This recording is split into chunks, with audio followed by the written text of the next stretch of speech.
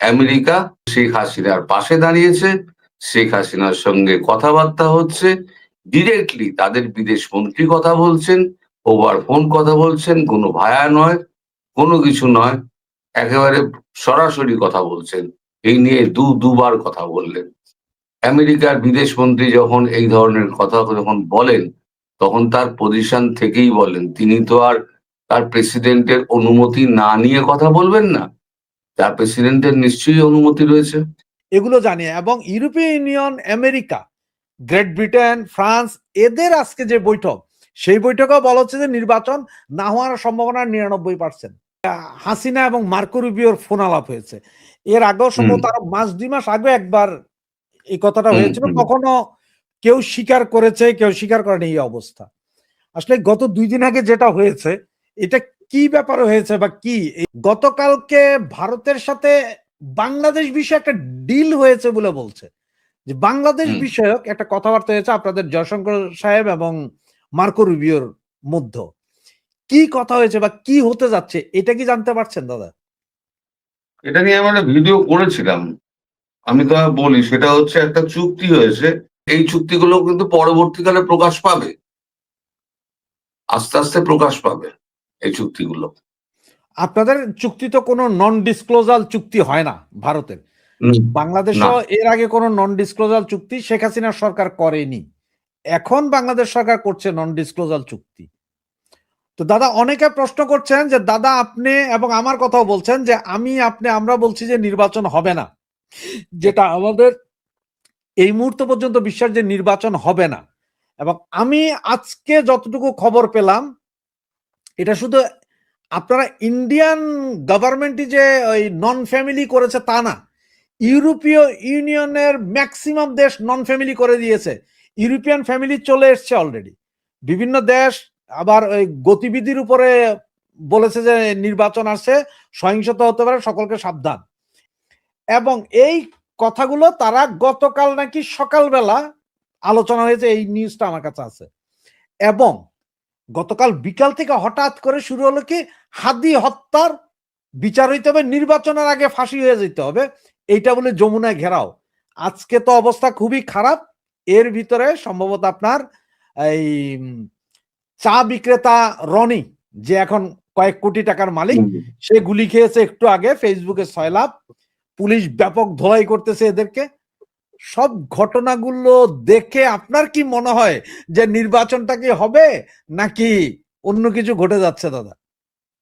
না, এটা অনেকদিন আগেই বলেছিলাম নির্বাচন হবে না। তার কারণ হচ্ছে, যখনই যে দল দেখবে যে তার জেতার ক্ষমতা নেই,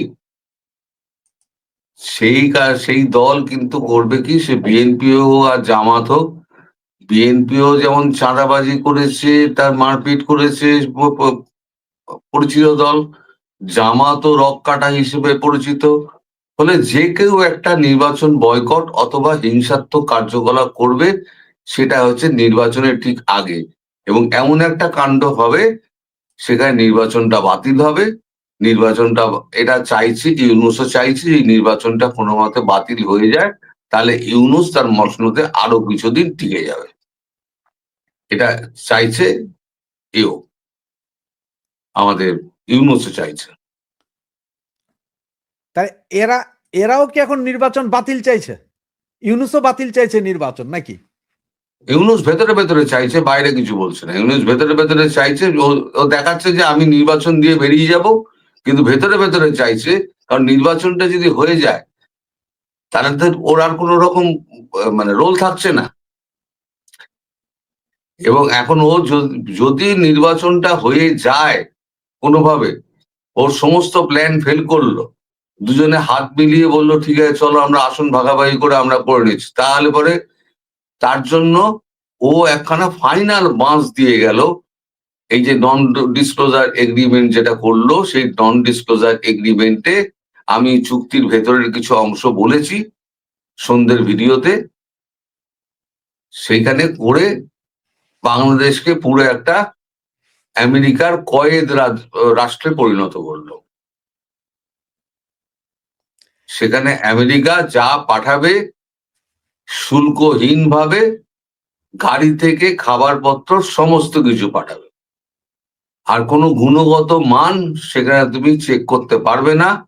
চায়না থেকে কোনো অস্ত্র, ওই সাবমেরিন, বিমান এসব কিনতে পারবে না।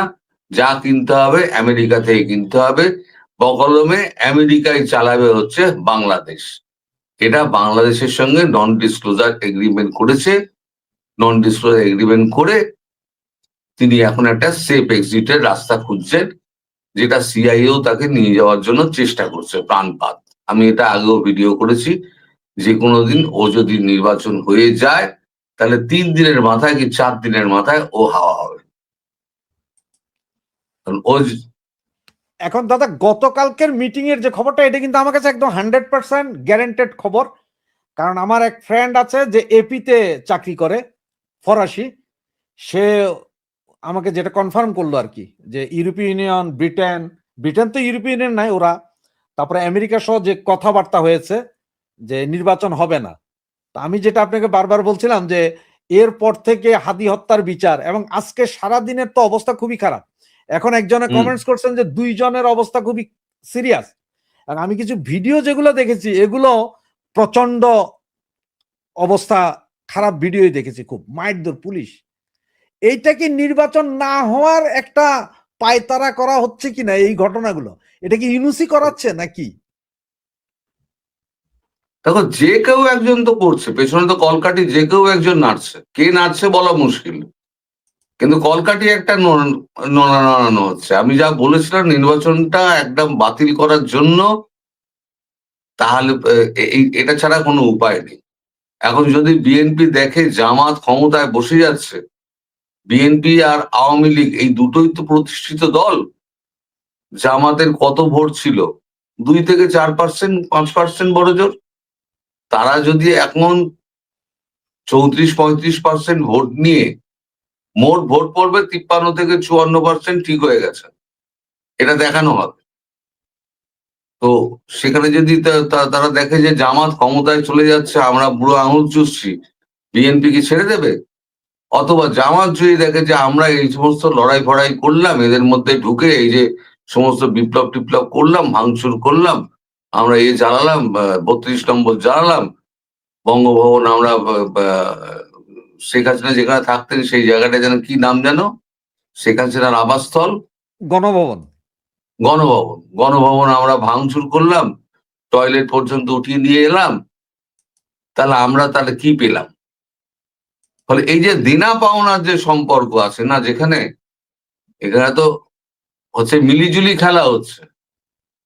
ফলে যে কোনো সময়, যে কোনো দিন এই গন্ডগোলটা একটা চূড়ান্ত আকার নেবে, এবং আমি যেটা বলেছিলাম নির্বাচনের আগে একটা রক্তক্ষয়ী সংগ্রামের দিকে দেশ যাবে, সেটা অনেক আগে বলেছিলাম।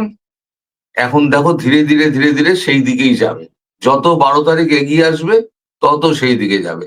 হয়তো দেখলে 10 তারিখ কি 9 তারিখ রাতে এমন একটা হলো, এমন কিছু হলো যে একেবারে সব বানচাল হয়ে গেল।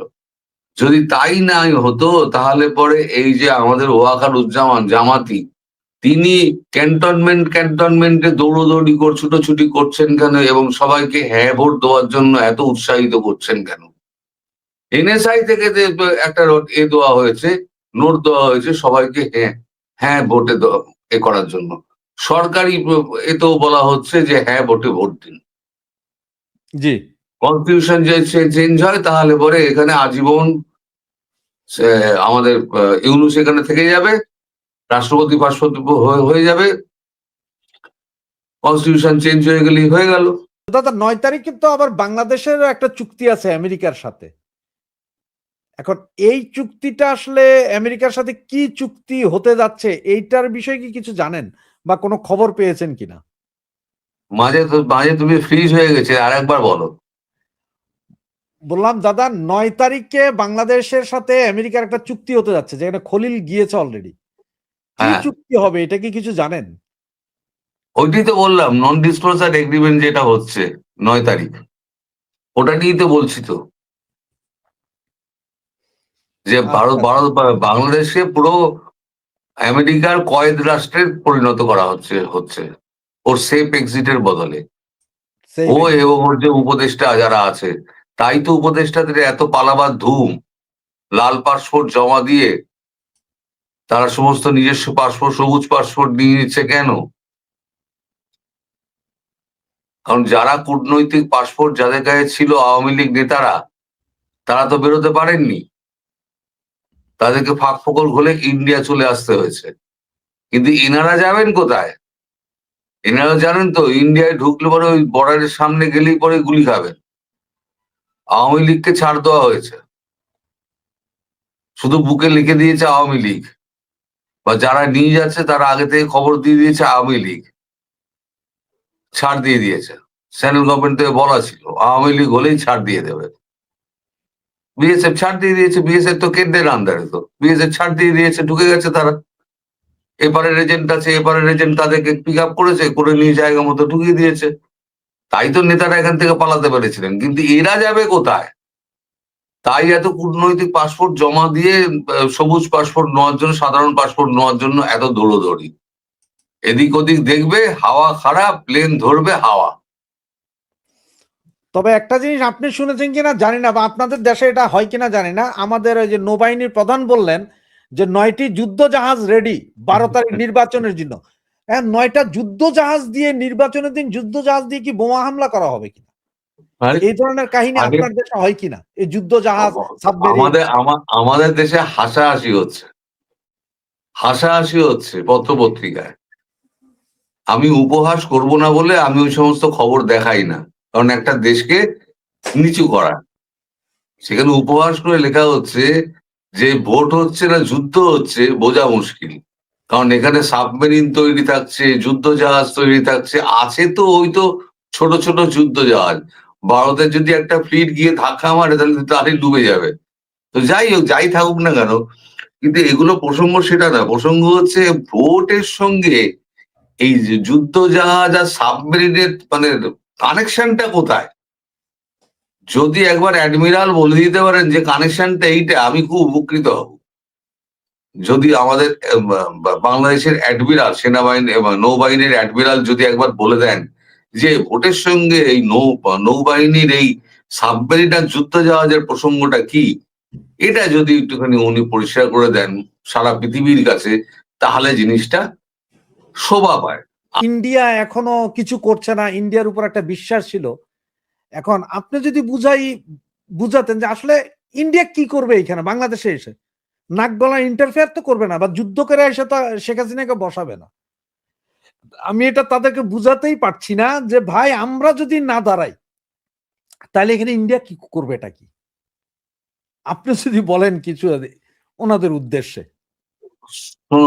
ইন্ডিয়া তখনই করবে যখন ইন্ডিয়ার উপরে কোনো আঘাত আসবে। যতক্ষণ ভেতরে ভেতরে ভেতরে ভেতরে হচ্ছে ততক্ষণ ঠিক আছে। যতক্ষণ না পর্যন্ত ইন্ডিয়ার ওপরে আঘাত আসছে ততক্ষণ পর্যন্ত ইন্ডিয়া কিন্তু নিজের জায়গায় নিজের সৈন্য রেখে দিয়েছে। যে কোনো মুহূর্তে দরকার হলে যে কোনো দিন, আর লাগবে তো ভাই বড় জোর 2 থেকে 3 দিন, খুব বেশি হলে যদি অলিগলিতে সেনা যদি মোতায়েন করতে হয় তাহলে 2 থেকে 3 দিন। আর যদি ড্রোন দিয়ে আর বিস্ফোরণ করে যদি হয় তাহলে পরে তো আধা ঘন্টায় মাল শেষ হয়ে যাবে। সবই তো রেঞ্জের মধ্যে। পাকিস্তানকে বেড়ে পাট পাট করে দিল, পাকিস্তান তো অনেক বড় ছিল। একেবারে সীমান্ত অঞ্চল থেকে একেবারে সেই চিরের সীমান্ত অঞ্চল পর্যন্ত সর্বত্র মেরে পাট পাট করে দিয়েছে, স্কার্দু পর্যন্ত। যদিও কতজন বাংলাদেশি স্কার্দুর নাম জানে সে নিয়ে আমার সন্দেহ আছে। স্কার্দু হচ্ছে ওদের, আমাদের যেমন দার্জিলিং, ওদের তেমনি হচ্ছে স্কার্দু, পাহাড়ি অঞ্চল, এবং সেটা অনেক উঁচুতে। স্কার্দু গুগলে টাইপ করলেই পাওয়া যাবে। সমস্যা কোথায় জানো রাশেদ ভাই? এই বাংলাদেশের মানুষ এই ইউটিউব আর ফেসবুকের বাইরে একটা দুনিয়া আছে, সেই দুনিয়াটায় অনেক কিছু ঘটছে, সে সম্পর্কে কোনো খবর রাখে না।